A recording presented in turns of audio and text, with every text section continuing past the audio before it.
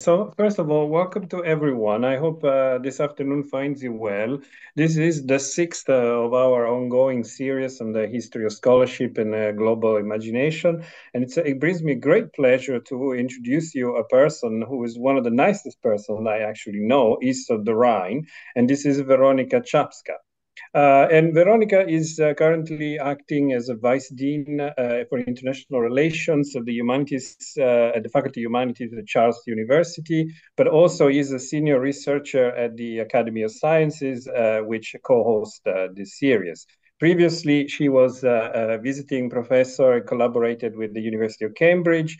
And her work is, she's an expert of many things, including diaspora, gender studies, translation, and theory. There is a volume that she published some 12 or 13 years ago on the textual cultures, or maybe more recent than that, on the textual culture, and another one previous on the construction of identity in the Habsburg monarchy. So she really works on historical anthropology as well as diaspora and perhaps more generally the notion of memory and identity. And we are very fortunate to have you. And today you will present a paper whose title I read for you is Multiperspectivity and the Conceptualization of Gifts, Inequality, Social Order, and Generosity in the works of Jan Amos, Comenius. The floor is yours. Thank you for this kind introduction, Stefano, and let me start sharing the presentation. Yes. Can you now see the first slide, everyone? And can you hear me well? Yes. Lovely. Yes, but it's time to switch to full screen mode. Okay. I'm not sure if I can do it. I don't know. Can you see the slide? Yeah. Yeah. I hope that works. Or this is probably this way. Okay. Just click on now it works. Perfect. Yes. Thank you. Lovely. Good evening, everyone. This paper is part of my much larger book project in English, and I'm very grateful for the opportunity to share my research here. Also for much practical initial advice on Comenius. I am very much indebted to Vladimír Urbánek, who was in a parallel session in Brussels, so I'm glad he's here now, as well as that so many of you are here this evening. At the outset, just to highlight the connections with our Scientiae objectives, let me say that I understand the theory of gift exchange as an integral part of economic thought, that is, of economic thinking that was culturally embedded and connected to economic practices. In order to better understand this segment of economic thinking and the practices of giving, I'm interested in the early modern language and conceptualizations used for giving and related concepts. And as we will see, the discussion of inequality often comes attached to it. So in terms of the new intellectual history, this is a talk on the often overlooked segment of economic thought and conceptual history.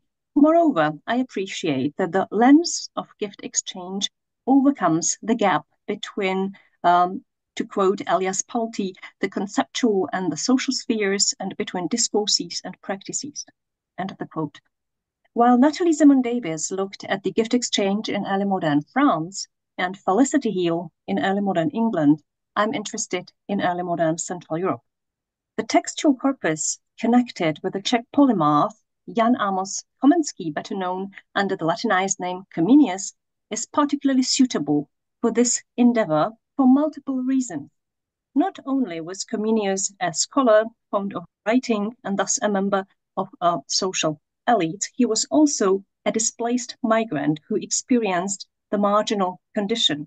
And furthermore, he was a polyglot, which is ideal for studying the language of gift exchange. My research questions thus ask, what was the early modern nomenclature of giving and social cohesion? And what do Comenius' texts reveal about his and the Bohemian Brethren's attitude and approaches to the exchange of gifts?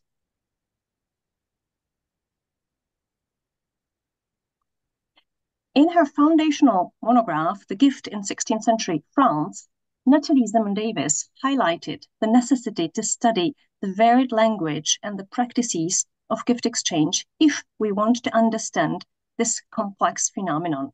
She wrote, I quote, "Additional justification for so wide an inquiry comes from observers in 16th century France. However different might appear, say, the passage of an office to a client, of a book of hours to a noble niece, and of pins to a serving girl, they were still linked together by the categories and words used to describe them, and by the virtues and values they were thought to express in the giver and arouse in the recipient. The same spirit flowed through them, which I will explore in the next chapter, Gratitude Engendering Obligation." Nicholas Thomas may be right that the gift was in part invented through the encounter of Europeans with Pacific peoples, but it was also inherited from a long tradition of moral commentary. End of the quote. Indeed, important stimuli for the theory of gift exchange resulted from European contact with indigenous cultures overseas. The very essay on the gift by Marcel Mauss built heavily on the fieldwork of Bronislaw Malinowski in the Western Pacific. There is also a very long tradition in European history of moral discourse on issues such as simony, charity, acts of mercy, avarice, etc. The Oxford historian Felicity Hill has aptly observed that the early modern language of gift exchange was heavily imprinted by moral discourse. Pre-modern learned authors like Comenius repeatedly voiced moral concerns about inequality, social justice, mutual support, etc. The research focus on early modern gift exchange thus brings us to the intersection of economic thinking and moral philosophy, as distinct from natural philosophy. The early modern period witnessed profound changes in the conceptualization and understanding of gift exchange, especially in the religious sphere. Drawing on Nathalie Zeman-Davis, we can ask what happened to the gift exchange in early modern Europe, and even more specifically, what happened to early modern gift exchange outside France. Gift exchange was aptly characterized by Marshall Sahlins as a potentiality for reciprocity. We are therefore dealing with a very complex phenomenon that helps us to understand what holds society together. Nathalie Zeman-Davis coined the term, I quote, early modern gift trouble, end of the quote, and she summarized aptly that in early modern Europe, I quote, some people tried to rethink the nature of reciprocity, but could they persuade their fellow Christians? And would God listen? End of the quote.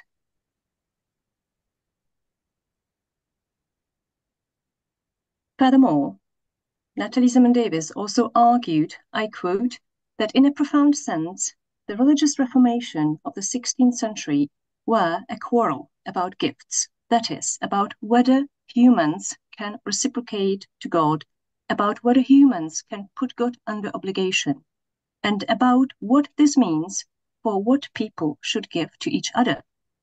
The religious quarrel stands on its own and is argued in its own terms, but is parallel to the quarrel about the king's obligation to his subjects. End of the quote. I argue that we can interpret the waves of early modern reformations as a systemic crisis of the long dominant Catholic model of religious gift exchange between people and the divine. It should be emphasized that the belief in reciprocity between human beings and God was not exclusively Catholic. In Jewish culture too, the relationship between God and people, especially the elect people, was a very reciprocal one and could be supported by a multitude of biblical quotations. So two-way contact was acceptable and desirable in Judaism. In this paper, my main focus is on the place of gift exchange in Comenius thought and social practice. What was my empirical basis? I used the corpus of texts which were produced by and related to Comenius as the empirical materials to explore his economic thinking and gift exchange practices. More broadly, I'm concerned with economic knowledge and economic practices as part of intellectual history. So far, I have explored Comenius's Letters to Heaven, Labyrinth of the World and Paradise of the Heart, Orbis Sensalium Pictus, and part of his correspondence. I'm interested in the nomenclature for gift exchange that was used in the early modern time, and Comenius's global best-selling book, Orbis Sensalium Pictus, offers itself as a wonderful source. According to the title page, it was designed to showcase, I quote, pictura et nomenclatura, end of the quote, that is, I quote, nomenclature and pictures of all the chief things that are in the world, end of the quote. And as I like to tell my students, it was designed to familiarize those who were new to the early modern world with what it was like, prototypically children. But as scholars today, we are somewhat in a similar position. As the foreword Prefatio highlights, Orbis Pictus focused on teaching wisdom, and it was intended as a useful tool for schools and teachers. In the well-known book opening, a teacher invites a pupil to acquire wisdom, to learn to be wise. An integral part of this wisdom is ethics, and more specifically, virtue ethics. For Comenius, the individual pursuit of virtuous behavior is closely connected with the dissemination of knowledge. As we can see, for Comenius, the notion of liberality was an inherent part of virtue ethics. An integral part of his educational model was also the inculcation of virtues and values, including generosity. The chapter on generosity, liberalitas, is part of a series of 9 chapters on ethics, moral philosophy in the English translation, that features the following virtues: prudentia, sedulitas, temperantia, fortitudo, patientia, humanitas, justitia, and liberalitas. Practicing generosity, as understood by Comenius, can be seen as an integral part of the path of virtue and an integral part of practical wisdom referring to prudentia, prudence. There's a clear Aristotelian influence. Comenius follows Aristotle's Nicomachean Ethics in projecting prudence as both a moral and intellectual virtue. The next virtue featured in Orbis Pictus is sedulitas, diligence. Comenius connects the lack of diligence with poverty. Diligence is followed by temperantia, temperance, that regulates consumption. In a subtle way, these concepts thus provide insights into Comenius's economic thinking. Pupils are taught the virtues and values of diligent production and of restraining their desires, thus regulating their consumption. Further restraint is thematized with the next virtue, fortitudo, fortitude, which regulates the passion. The virtue of patience, patientia, also regulates desires, particularly the desire to take revenge for calamities and accepts them as, I quote, the fatherly chastisement of God, end of the quote. No one seems so far to have noticed that the last 3 virtues chosen by Comenius for the section on ethics are all very closely related to reciprocity and exchange, and they call to be analyzed jointly together to humanity, justice, and generosity. The image representing humanitas shows 2 women in an embrace. The description emphasizes mutuality, mutual support, and mutual friendship, as the brief English quote says, I quote, men are made for one another's good, therefore let them be kind, end of the quote.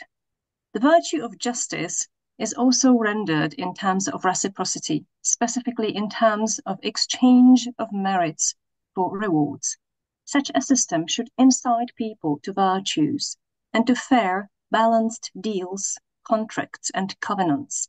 That is, to prevent the extremely asocial negative reciprocity in the sense of martial silence, such as pillaging or violation of someone's rights. Justice is thus seen as an important guiding principle of exchange. Let me quote, "In bargains, let men deal candidly. Let them stand to their covenants and promises. Let that which is given one to keep and that which is lent be restored. Let no man be pillaged or hurt. Let everyone have his own. These are the precepts of justice." End of the quote. I argue that it has been overlooked that in Orbis Pictus the concepts of humanity and justice set the stage for the final virtue, generosity, liberalitas. This observation also highlights that the multifaceted and polyvalent nature of the phenomenon of gift exchange, as identified by Marcel Mauss, is still rather neglected. Generosity as the virtuous practice of giving is of particular interest of us here. Now, in what ways does Comenius construct the very virtue of liberality? The chapter on liberality, generosity, opens with the assertion of a prerequisite for the practice of generous giving, riches, or wealth that has been honestly acquired. Giving is presented as a practice that prevents excessive wealth. I quote, "Liberality keeps a mean about riches." End of the quote. Comenius thus promotes the Aristotelian moderate approach. The practice of giving serves as a corrective to the excessive accumulation of wealth. Then Comenius introduces the category of the needy, ageni in Latin, die Dürftigen in German, potřební in Czech. And if we take a closer look at the copperplate engraving, we see a representation of a needy person, a disabled man with a prosthetic leg, holding out his hand with his head in a gesture of begging. This is not without significance, especially as in this paper we are interested in, I quote, what happened to charity and the gift exchange more broadly in early modern Europe. End of the quote. Scholars such as Martin Reinheimer, Brian Pollan, Thomas Max Safely, among others, have agreed that the waves of reformations brought an increased emphasis on distinguishing between the so-called true poor, who deserve help, and the untrue or false poor. While the true poor typically included small children, widows, the elderly, victims of a misfortune, and the disabled, the category of the false, undeserving poor entailed the able-bodied individuals who could work, and those who, I quote, created their own destitution by idleness, drunkenness, and gambling, quote Brian Pollan.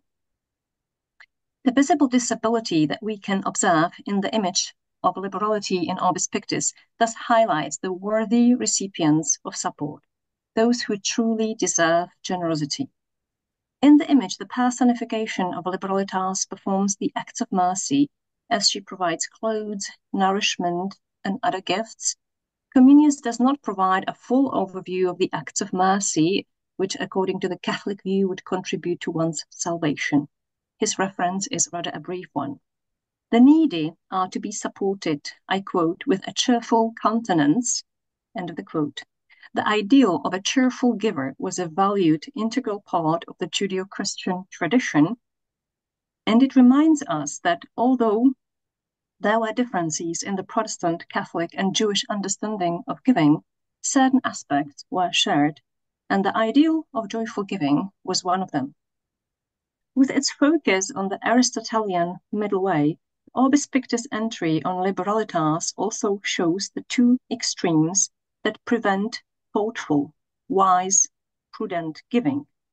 In the image, they are represented by the greedy and the prodigal man in the rear plan.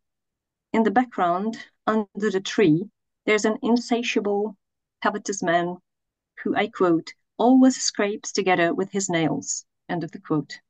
Avarice was the cardinal sin, the opposite of the virtue of generosity, the absolute lack of giving. Avarice was aptly described by Natalie Simon-Davis as, I quote, the isolating vice, end of the quote. The other extreme, the prodigal, is in the center of the image, not hiding away, but spending excessively in the midst of the world, to the point of losing everything and becoming needy himself. By contrast, the personification of generosity, liberalitas, virtuously avoids both the extremes of greed and of prodigal spending. She keeps her wealth under control, but is not dominated by it, as the cash box under her foot clearly shows. Comenius' concern with prudent, moderate generosity was quite widespread among contemporary scholars.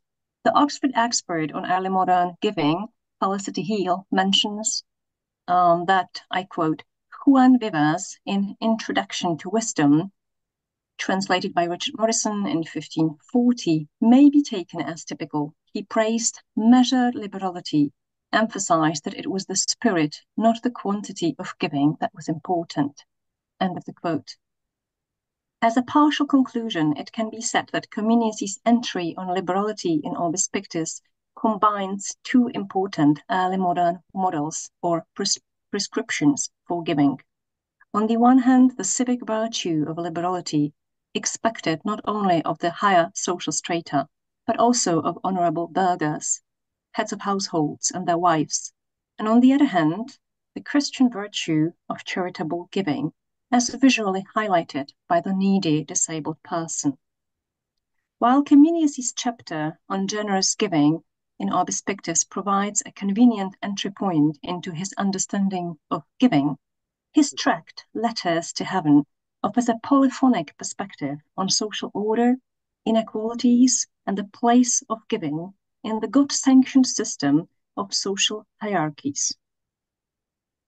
The fictional Letters to Heaven are conceived by Comenius as an imaginary court case, an imaginary lawsuit in which Christ is the judge. The readers are reminded that the final resolution will take place at the last judgment, that is, at the end of the world.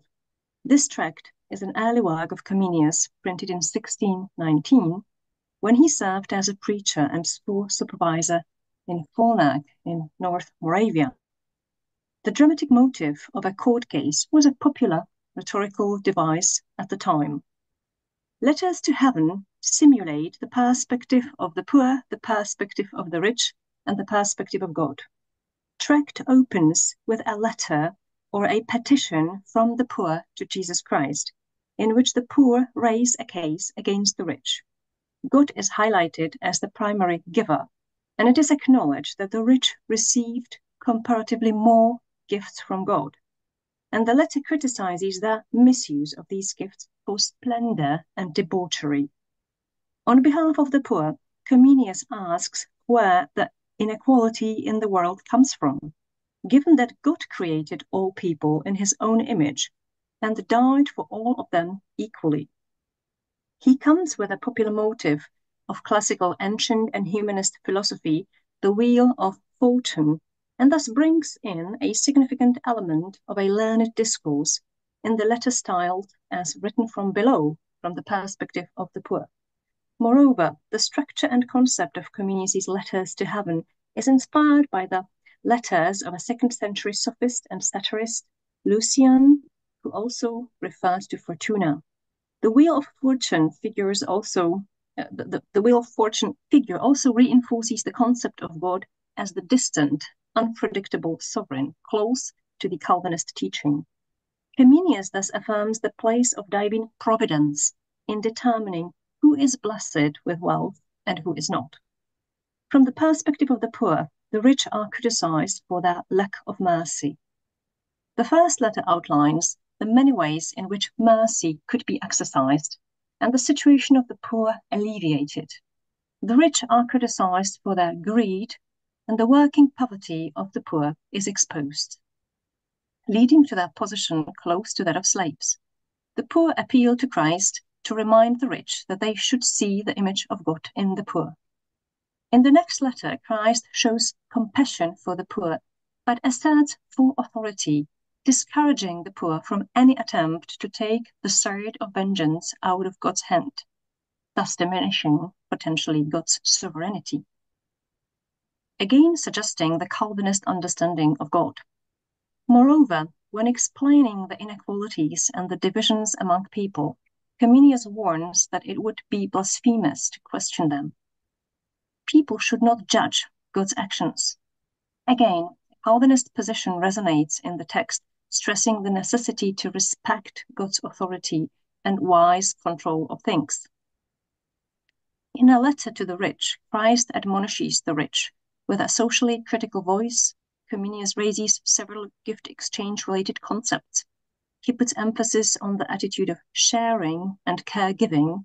He rejects usury, while God is in full control of the existing unequal social order.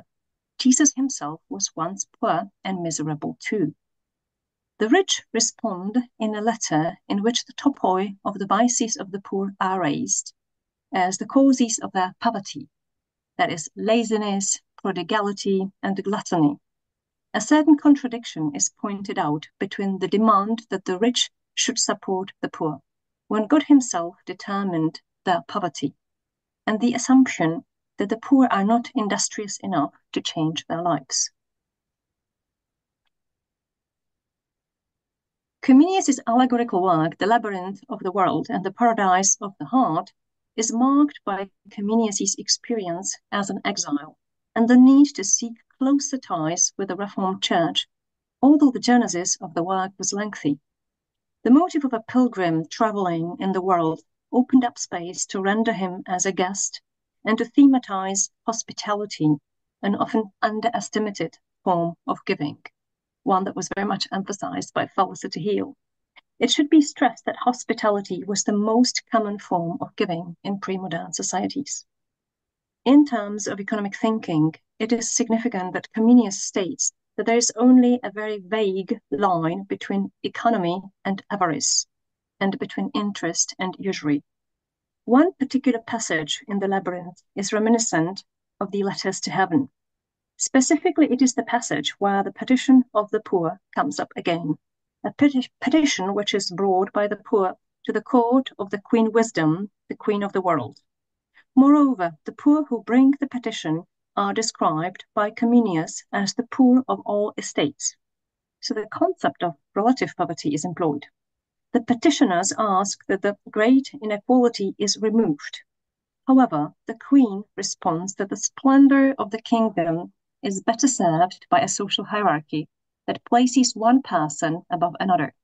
She insists that the once introduced social order, and we could read God-sanctioned social order, cannot be changed. A certain tension between fortuna on the one hand and industria on the other comes to the fore. Moreover, the Queen announces that the recommended model of behavior is that everyone shall be allowed to help themselves out of poverty by whatever means they can. It is announced that Fortuna and her faithful servant, coincidence or blind chance, cannot be deprived of the power once entrusted to them. It is acknowledged that industriousness, read work, cannot entirely eliminate insecurity, because blind chance continues to be at play. There is hope, but no guarantee that industriousness will pay off. Thus, although the passage about the petition of the poor seems somewhat recycled, a closer inspection reveals a shift in Comenius' thinking, as we find out there is no reference to liberality, charity, and mercy at all. These categories disappeared from the discourse on poverty and poor petitioners, and there's more emphasis on work. This is in line with broader developments identified by scholars of the history of early modern poor relief. Comenius' passage in his Labyrinth also implies that if poverty could be eliminated through work and individual industriousness, there would be little space left for horizontal giving and thus for the cultivation of social ties. This is quite an opposite to what Comenius experienced in life, which is addressed in my last section on correspondence and gifting as a social practice. Comenius' experience of gift-giving changed profoundly after he went into exile in 1628, that is after the renewed constitution for first Bohemia and then Moravia was issued. Correspondence as a source is highly relational, polyphonic, and represents both the textual and material exchange. It cannot be dismissed in the study of practices, but also in the study of economic thinking. Comenius' correspondence is vast, so I offer at this stage some initial insights. The correspondence of Comenius, or jointly issued by Comenius and the Bohemian Brethren elders, allows us to see active solicitation for support. And following scholars like Irma Tone and Jeanine Maigret, among others, we may confirm that it was indeed acceptable in early modern Europe to ask for gifts. Specifically, Natalie Zemon-Davis reminds us that within a code or model of liberality, I quote, one was to specify the gift using the polite formulas of past service, present need and worth, and future gratitude, which one had learned from Erasmus's De Conscribendis Epistolis and other letter-writing manuals. End of the quote. And we know that Comenius and Bohemian Brethren were in touch with Erasmus and even sent him a gift of a book, as Lenka Řezníková kindly reminded me. In general, Comenius and the Bohemian Brethren elders sought assistance from their co-religionists, members of Reformed communities, that is, those to whom they were related by faith, but who were also quite geographically distant. And both criteria were at play: the imagined religious affinity, that is, spiritual kinship, and geographical distance. Moreover, the correspondence dispatched by Comenius and the Bohemian Brethren elders also allows us to study the articulation of gratitude. For charity and liberality, contemporaries were expected to reciprocate through the grateful sentiments. And we can see gratitude as another concept that was integral to the early modern nomenclature of gift exchange. Letters rarely traveled alone. More typically, they accompanied other gifts, including other letters to be passed along. In his letter to Comenius, Karel Starší ze Žirotina uses the well-known proverb, Qui cito dat, bis dat. So those who give promptly give twice as much. The main concern of Comenius lied in the horizontal dimension of exchange, in the gifting practices, in the forms of gaining donations, alms, support for the diasporic community of Bohemian Brethren, from the communities in Basel, or from the City Council of Zurich, or from the Dutch Church in London, etc. Comenius further focused on gaining financial and other support for his book projects. He focused on the exchange of manuscripts and books, providing mutual feedback, etc. He also devoted much of his efforts to providing recommendations and securing support for students. As the needed amount of support was huge, we can see a formalization of the gifting practices in the form of careful evidence, such as receipts and lists of recipients of support, etc. As a bishop of the Unity of Brethren, Comenius was responsible for seeking support for the community. So it makes sense that he developed very elaborate strategies. And as I approach the conclusion, this initial inspection of a selection of historical records produced by Comenius or closely connected with him shows the remarkable absence of what Natalie Zemon-Davis described as the vertical axis of exchange. That is the exchange between people and the divine, between people and God. This confirms a major shift in the economy of salvation. And it was not automatic in all Reformation streams. For example, mainstream Eutroquism in the 16th century did not eliminate the vertical axis so strongly. In this talk, my aim was to emphasize and show that the concept of gift exchange enables us to see aspects of economic thinking in a wide range of empirical material, which is often overlooked and not viewed as of economic character. This is no small achievement for scholars interested in intellectual history. I also argue that the early modern thinking and practices of gift exchange represent an indispensable context for understanding and interpretation of Comenius' Corpus of Sources. Moreover, an important broader conclusion is that the theme of gift exchange and of obligation it generates was a significant and overlooked dimension of early modern philosophy. Economic thought was historically not limited to the phenomena such as property, trade, or money, but it also entailed the issues of economic inequality and social justice. Economic anthropology sees the economic sphere as a matter of securing livelihood, including the aspects of moral philosophy and moral economy. And this aspect was crucial for early modern migrants like Comenius. And as our Brussels conference focused on the twilight of gods, it also offers itself to point out that as we look at the patterns of gift exchange and changes in economic thinking, we should certainly not forget that the place of God as a party to reciprocal exchanges declined significantly in the course of the early modern period. I hope to have highlighted the complexity of the gift exchange phenomenon, which brings us close to the question of what holds society together. In other words, to study the language of early modern gift exchange means to study the varied nomenclature of social cohesion. Thank you for your attention. Thank you, Veronika. Thank you very much. Also for timekeeping, it was, I found, a very elegant, very well-structured paper that touched upon several aspects of not only the economy of salvation, also the emblematic tradition through your idea of pictura. I'm sure there will be a lot of questions from the participants. I have one to ask, but I will formulate it later on in the debate. I would just ask everyone to raise your hand and try to be brief, especially at the beginning. Maybe the first few questions should be really ideally brief to help participating together.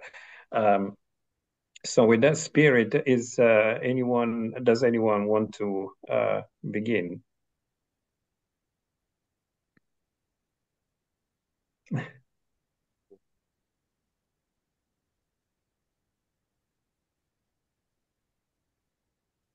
Gabor, please. Yeah, hi. Thank you very much. It was really thoughtful, and I like the idea. It's plausible, the economy of salvation and the economic thought regarding this, moral issue anyway. So, I don't know. I would bringing in some moral thinking anyway. So, in your whole structure, where are the place for the Aristotelian bona externa and interna, which is also can be as a gift of God. So we were speaking about just the external thing. So where are the internal? And maybe a more concrete question is, what about the sources of Comenius? So I liked very much the first part, so the introductory, and then the homines factis sunt mutua commoda ergo sint humani. So the liberalitas, does it occur in any Protestant moral encyclopedia, such as Theodor Zwinger, Theatrum Humanae Vitae, for example, or I don't know, some other moral commonplace collections, such as Johannes Manlius. It was a very famous one. So how these collections could affect Comenius's thought, and is there any clue in there regarding the liberalitas, so the concept of liberalitas, and how these could influence Comenius's concept on gift.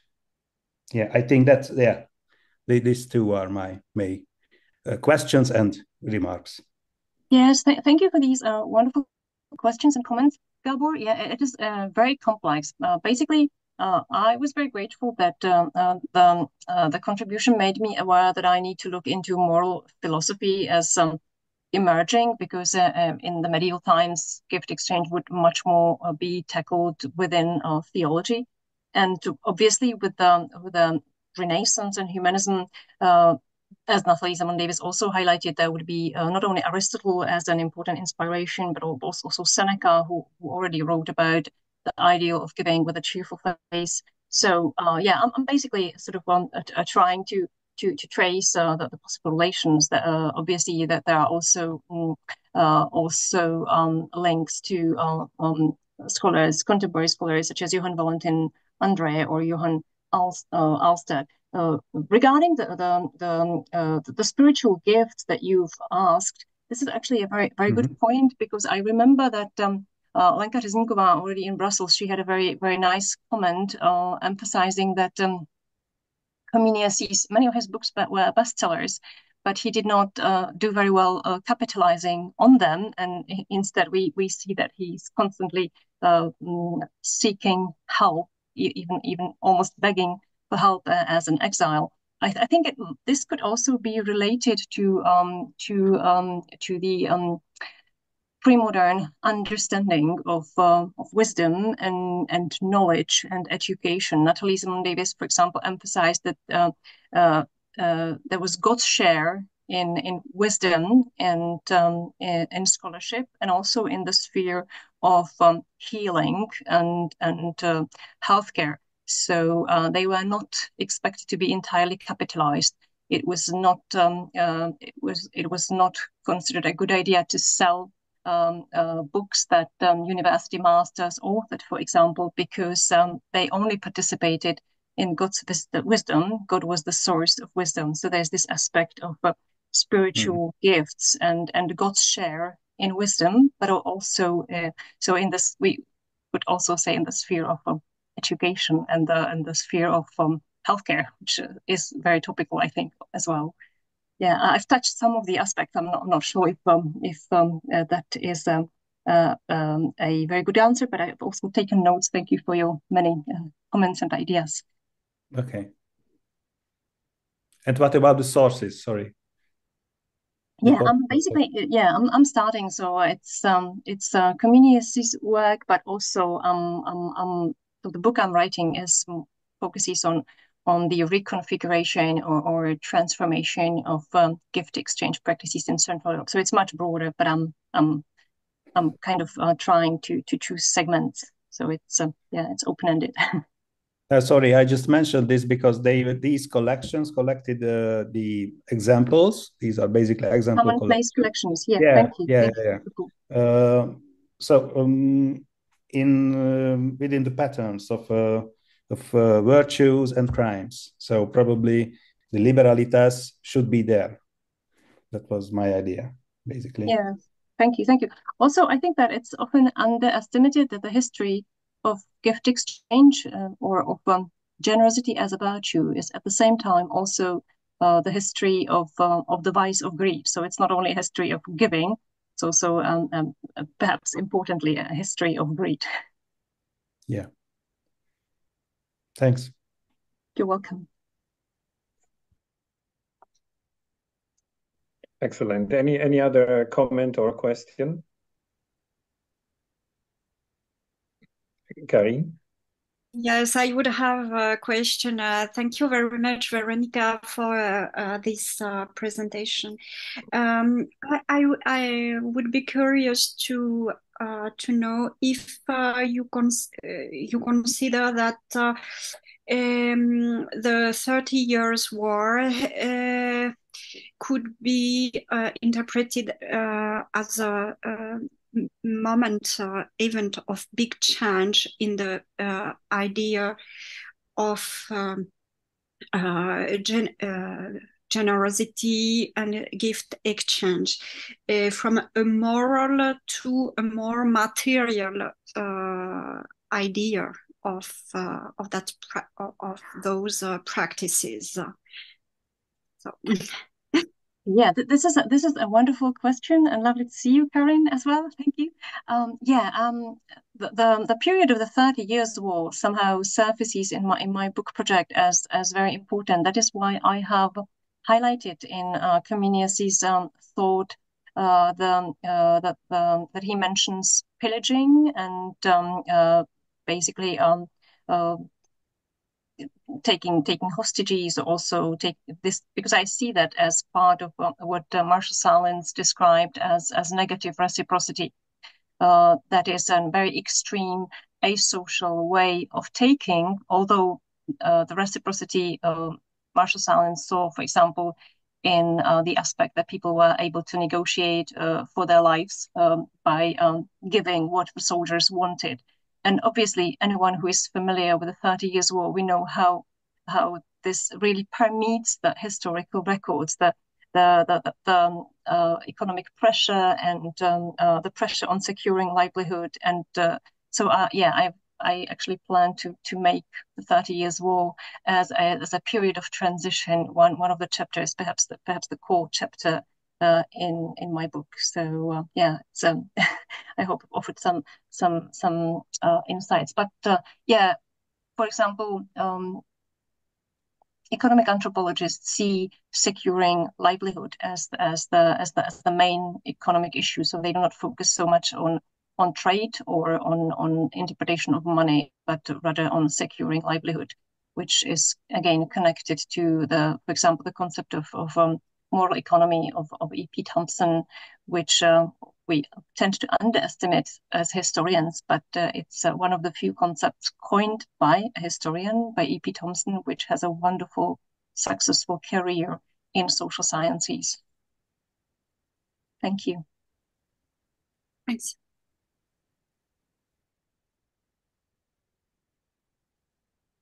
We have time. It's there is plenty of time. Vladimír, yes. Okay, thank you very much. Thank you, Veronika, for an excellent paper, and I'm happy I could hear it today because as you mentioned, we had parallel sessions in Brussels, and it was impossible to attend your panel for me. You mentioned, when speaking about correspondence, you mentioned, among the other things, these campaigns organized by Comenius and other bishops of the Unity of Brethren for financial support for their communities. And I am thinking all the time about, your, conceptual approach. You were mentioning giving and receiving gifts, the aspect of reciprocity, but I would like to think or hear a little bit more about the aspect of the distribution of gifts, which is, of course, something, controlled by the very institution of the church community. And it is important, I believe, we can see some parallels to the circulation of knowledge. This is something else. It's not just a reciprocity. It's the whole system of how to distribute gifts and financial support collected for some church community, exiled church community. So I would like to hear your opinion on sort of more conceptualizing this aspect, the aspect of the distribution of gifts within the collectivity. Thank you. Yeah. Thank you, Vladimír. Well, this is a wonderful point. But I still need to look more into it. It's I often like to emphasize that reciprocity should be understood as a sort of as future oriented, as a potential, because often there was nothing given in return because people simply did not have the occasion or they died. So reciprocity is more an underlying principle and a matter of expectations. But I absolutely agree that I would be happy to look more into the patterns of dissemination, distribution, control by the community. Yeah, I've just noticed these for example, the lists of people who, so the careful, very, very careful evidence of those who received help, etc., and also occasional evidence that a sum was paid, etc. But yeah, it's more basically for me to rethink it in the future. But I don't have a really an idea right now. Thanks a lot. Okay, I may return later with another comment. Yes, I just raised my hand because in the moment of waiting for others, I just had three little things. One is that to the extent if you take classic Marcel no account, then the implication of gift giver to the recipient of future obligations becomes really a way of writing history of the future, is it not? And so does that relate to Comenius' thinking about utopianism, about future? Then the second question is it useful to think about Alfred Gell and his idea of technology of enchantment? In other words, are gifts sometimes something that exceeds the technological ability of recipients or giver to understand them? Because, for example, Comenius was in Sweden for such a long time, and his ideas were circulating in Sweden. And it strikes me that in the society, you have a lot of enterprises with, long-distance enterprises. For example, in 1638, somebody founds the Company for New Sweden, which is essentially colonial enterprise. And they're using gifts to communicate with the Native Americans, right? And so those gifts are different. They're not booty, they're not 30 years war things. They're just diplomatic gifts, or somebody would say connecting gifts. And so is this important for your story? Like what happens to gift when you insert them in a sort of global dimension? So, I mean, with America, but also with Asia and so on. Well, I'll stop here. Yes, thank you, Stefano, for this very multifaceted comment. Absolutely. Yeah, I would like to emphasize that it has been a scholar, a cultural anthropologist, Guido Sprenger, who is a cultural anthropologist that actually argues that we should start to look at gifts as future-oriented. And I think this has long been neglected. And I think together, for example, with the concept of memory, which we as historians appreciate as flexible, that basically connects the past, the present, and the future with the concept of gift exchange, we have another concept which is very future oriented and is a challenge for us as historians to be more future minded. That there's a wonderful recent discussion on the pages of the journal History and Theory calling for future-oriented history. So I think the concept of memory or the concept of gift fit very well with this trend and this kind of desire to practice future-oriented histories. So that is my comment. Also, thank you for the wonderful comment about utopianism and millenarism. I need to think about it, but obviously it's always also the last judgment that's at play, and in Comenius' thinking, God is present in his ideas of gift exchange, but in rather subtle ways, certainly more subtle than in the Catholic model of religious giving, for example. Also, I absolutely agree that gifts are an important way to communicate as well, from the perspective also of material culture history. People can say things with objects. So obviously, there are multiple ways how to communicate with gifts, and they show the potential for connecting or disconnecting, as in the case of failed gifts. I'm a bit kind of hesitant or troubled regarding the concept of solidarity, which only emerged in the 18th century. So I prefer to speak about social cohesion or gift exchange as social glue, because solidarity was not much used prior to the 18th century. But obviously, this is the phenomenon, sharing, perhaps we could say, that we deal with. Yeah, that's you asked about overseas That would be, yeah. That was also a question in Brussels. That obviously it's well known that Comenius declined a position at Harvard University because he didn't want to sail overseas to some distant province and preferred to stay in Europe. But otherwise, not so much in relation to Comenius, but yeah, diplomatic gifts are a big topic. But I kind of try to study gift exchange or approach it in a more complex way, and not to limit myself to diplomatic gifts, which is a wonderful segment because it's transcultural, transnational. Yeah, I'm not sure if it does justice to your points, but a little bit. No, it's good. It's good. Thank you. Okay, Pat has a question. Hello. Yes. Hello. Hi. Thank you. Thank you, Veronika. Hi. Hello, Peter. I met in the Angelus Pacis, the Angel of Peace of Comenius, a very interesting remark on gifts.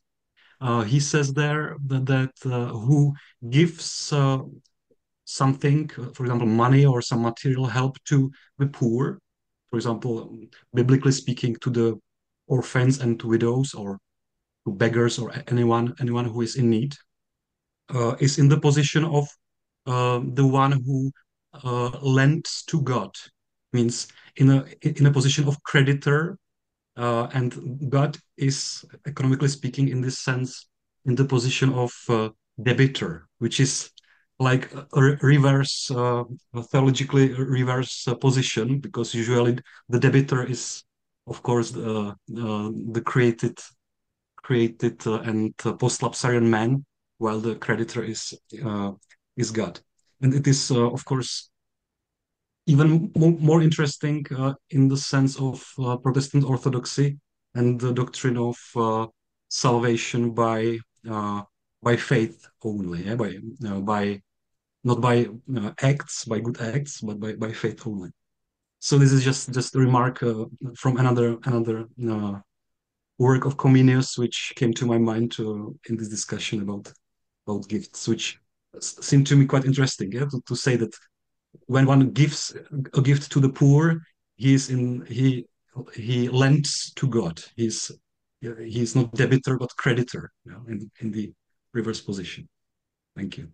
Thank you very much, Peter, for a wonderful remark, and also for bringing this passage from the Angel of Peace to my attention. Yes, it is actually one of the sort of classical topics that I also address with my students when we speak about charity, because at first sight it seems that when people give to the poor, they do not receive anything in return, and in pre-modern society they would actually give to God, and the poor people would pray for them.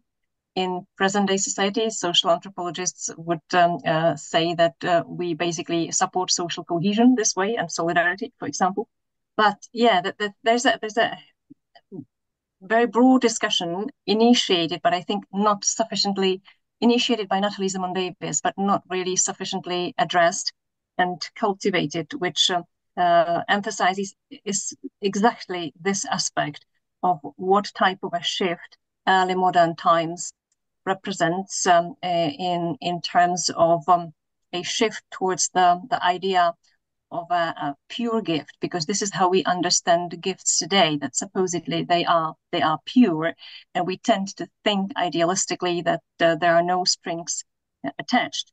And some cultural anthropologists, including Nathalie Simon-Davies, argued that this is related to the idea that God's gift of salvation was so enormous that it could never be reciprocated by people. And the reformers were more aware of it in various forms. So Lutheranism is a very good example that God's grace simply flows to people, and with any good deeds they can never really reciprocate, and they should resign on this approach. So this idea, idea driven by various reform projects and Protestant denominations, that people should stop thinking about putting God under obligation, because salvation is such an in Amos' gift is often seen as the prefiguration of this idea of a pure gift, because salvation was a pure gift that people can never reciprocate for. So many cultural anthropologists would argue that this is basically the shift, that the huge change that occurred in early modern Europe, the shift towards the idea that gifts are to be free. And sometimes it is also highlighted that Marcel Mauss wrote his essay on the gift because he wanted, among other things, to provide the answer to the question, why do we tend to think that gifts are free and they are pure and they should be free? Thank you. Thank you. Thanks.